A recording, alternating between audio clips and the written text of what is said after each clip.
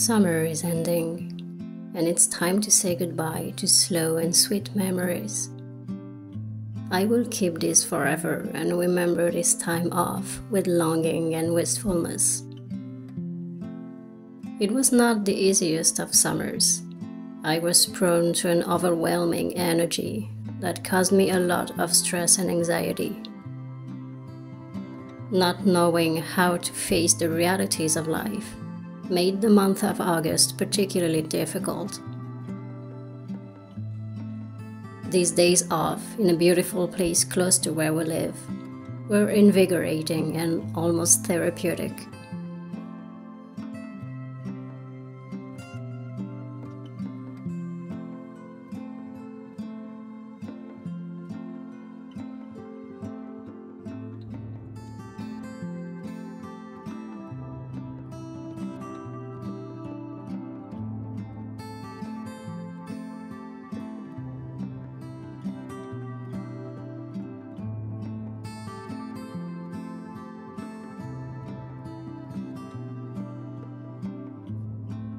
An old postcard from 1955, lost in a book on a shelf. Memories and testimonies from someone unknown.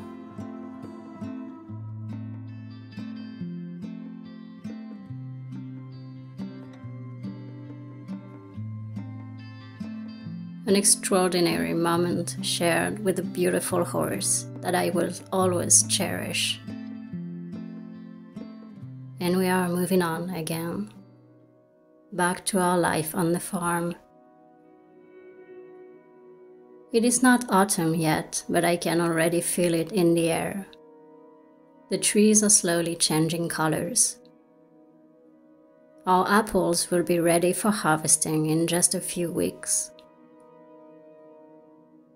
This change of season is also a change of pace. One that I cannot wait to slip into and to make the most of. Just like water is cleansing, I always feel that autumn cleanses me of all the overwhelming emotions of summer. Moving into the cold seasons is moving into times of introspection and quietness. Getting rid of the old to make room for the new. And just as trees are shedding, so are we.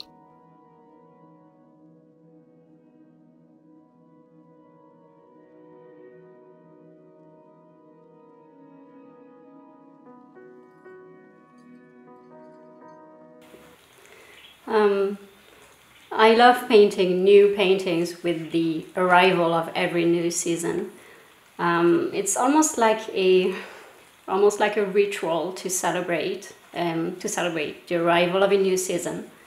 In summer, I paint summer views, in autumn views, and it's motivating, it makes sense, and it's also a nice way to be in the right mood for a new season. And it really is like a celebration for me. It's almost mandatory in my head. This one is almost finished. I will keep adding a few touches of shadows and contrasts, but it's almost done.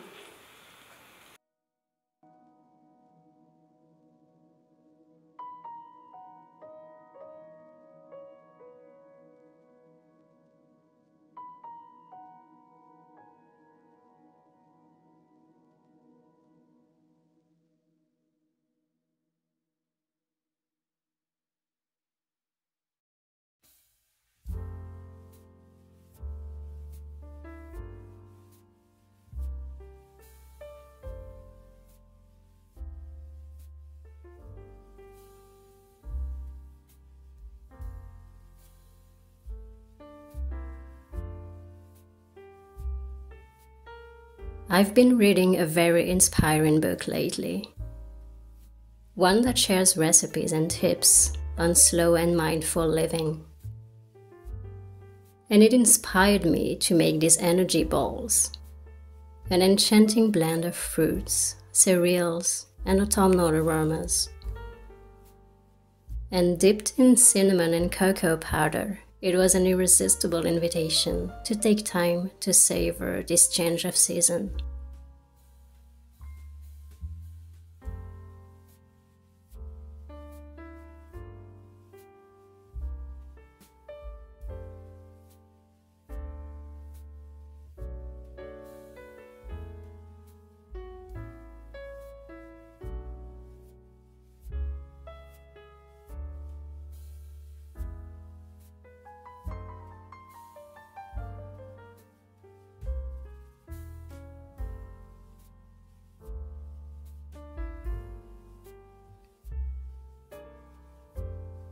And it was delicious, even more than I had expected.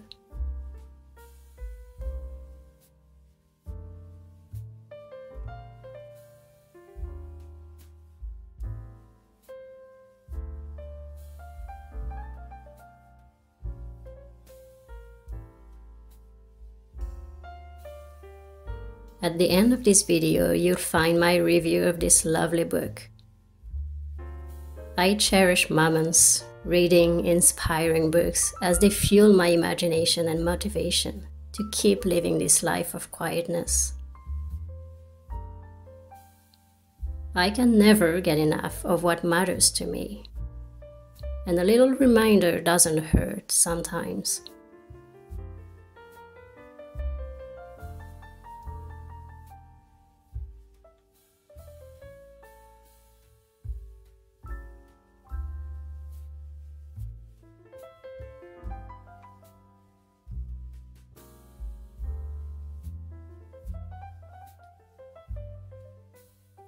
In this book, among other things, you learn how to read the clouds. This one, for example, is called alto cumulus, a middle cloud with a lot of contrast between light and dark. If you see them in the morning, prepare for rain in the afternoon.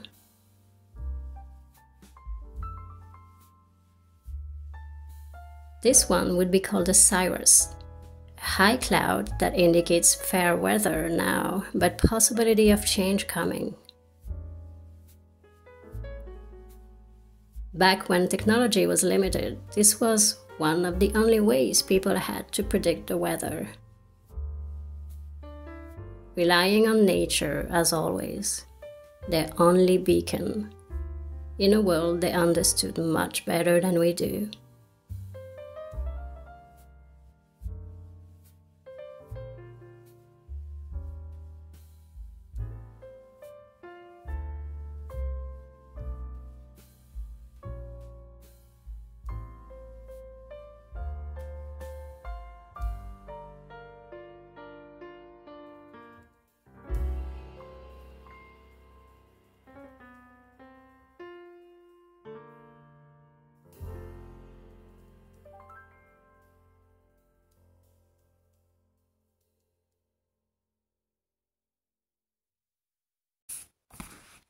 So, this lovely book by Carlile entitled Grounded, A Companion for Slow Living.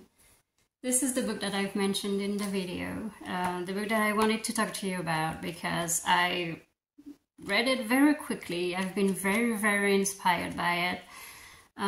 It's the perfect coffee table book, the perfect book that you can put on a coffee table if you have friends over.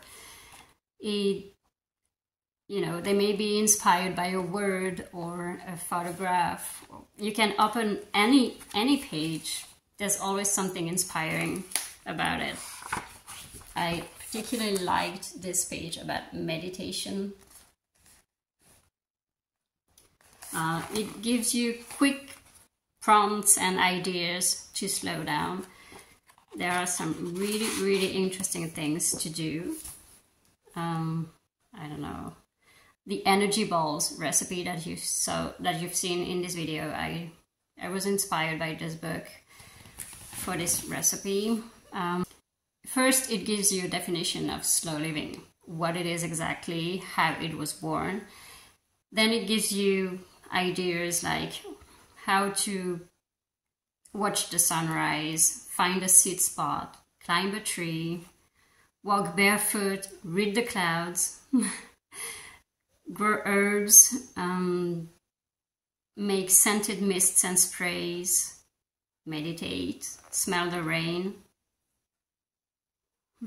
build a campfire, walk in the snow, filter air with indoor plants, gaze at the night sky, navigate by the stars. I really like this part. Read the moon, how to sleep well. Lots and lots of really interesting tips. I'll probably start by giving you the definition of slow living according to Carlile. So I'm just going to read a quick passage of the book. Tread lightly. When we slow down, we often use fewer resources and produce less waste, both of which have a lighter impact on the earth. In the early days of the slow food movement, a clever someone reversed engineered SLOW as an acronym. Sustainable, local, organic, and whole. Cherry-picking these terms and applying them to how you go about your life will help you to slow down. Living more sustainably, for example, might mean choosing to walk or ride a bike somewhere rather than drive or take an Uber. It will take longer, but leave you feeling better. Living locally might mean making a decision to only consume food that has been grown or produced in your own town, or to only visit cafes you can walk to. It may sound basic to some people, but this is the kind of book that I like to read to remind myself of the importance of living more mindfully. That's also why I think it's the perfect book to put on a coffee table or on a table anywhere in your house for people to read, to open it easily and read it. The best thing you can do about living slowly and mindfully is to try and spread the word. And by, just putting a book on the table, you are spreading the word. You are inviting people to talk about that and to connect to that. There's a page that really, really spoke to me. It's page 119, Disconnect to Reconnect. Well, the title in itself is very telling. It's about the notion of digital detox and how to turn off your phone, your laptop, your TV, whatever, and just enjoy the moment and be present, be in the moment. And I have realized while I was reading this page that I don't always make the time to enjoy the present moment, especially when I am with my daughter. Sometimes I check my phone even when she's there, I admit it. And sometimes I realize that I should probably try and be more mindful, especially with the people that I love the most. And this is the hardest thing to do, actually. It's very easy to say, you should do that, you should be mindful, but first you should try to apply it to yourself. This is where I'm trying to apply it to myself before I can talk about it. So this speech was really, really, really helpful. And I'm hoping that it will keep being helpful to me. So,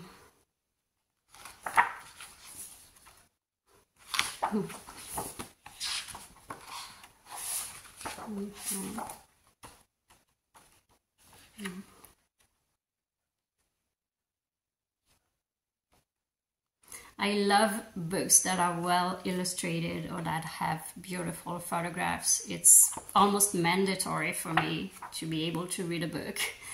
If the illustrations are not there, I'm having a really hard time getting into the book. And this one has gorgeous photographs of nature. There's one in particular, well, this one is good too. It's very easy to read because there are lots of photographs in between recipes and descriptions.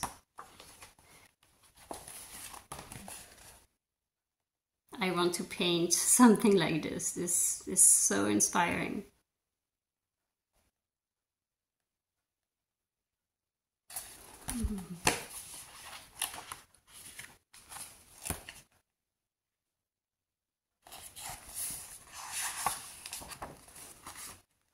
I have tried this beautiful pie the other day. It was delicious.